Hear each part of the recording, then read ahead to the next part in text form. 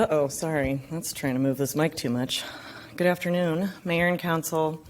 So many good things have been said. My name is Carmen Pulido. I'm in District 9, which currently has the most missing middle housing in our district. The irony here is that while that missing middle, built before the 1984 rewrite, has some of the most affordable rental units because it's old and owned by local investors, is actually the housing that is most targeted by your upzoning policies in ETOD, because there is no provision to protect existing affordable multifamily because Councilmember Vela struck it months ago. I wish you would just say that you don't believe working class people deserve to live here, because that's what that message sends. We care deeply about affordable housing and transit. It's our communities who depend on it. We don't want to lose it. We want new development to be truly mixed income and inclusive to people who don't make $100,000 or more in Austin. And that's most of your public sector. That is your teachers. That is your firefighters. Selena, we got to have a conversation about what EMS is making, because I really thought they were starting way lower than $150,000, $250,000.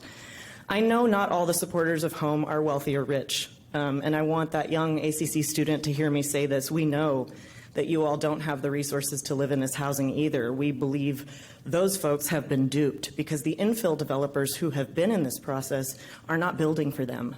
They admitted as much, and so did you when you renamed this acronym to mean from middle income empowerment to mobility and equity. Is that real estate equity? Because it's not social equity.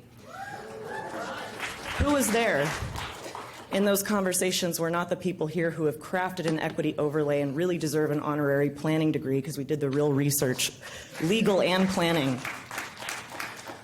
Many citizens have tried to get in the door, and there was a public information request to find out who was meeting with Louisa Brinsmaid and Atha Phillips in Leslie Poole's office. Who was at the table while we were not? We know some people. We keep talking about the tech billionaires because they were there. Nicole Nozek and others, right? And the infill developers who have turned $500,000 lots in Brentwood into $4 million lots in Brentwood, tripling, quadrupling the price of housing as they do it. And they were told they had 9 gigabytes of information about meetings with external stakeholders, and we were waiting to get that. You know, it was delivered 6 emails. That's fraudulent. At this point, this is bad governance. And if you really want missing middle housing, you'll look at how much we actually have on the ground and how you can protect it. If you really want affordability, you'll put a requirement for affordability and responsible infrastructure to make it affordable. I'm sure somebody will say up here that if you put a requirement on it, the housing won't get built.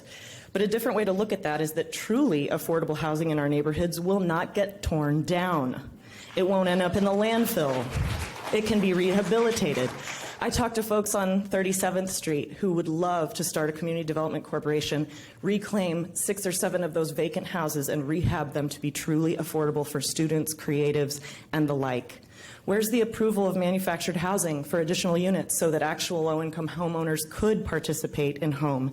Or even just to put an ADU, that would make affordability attainable for a few people in impacted areas.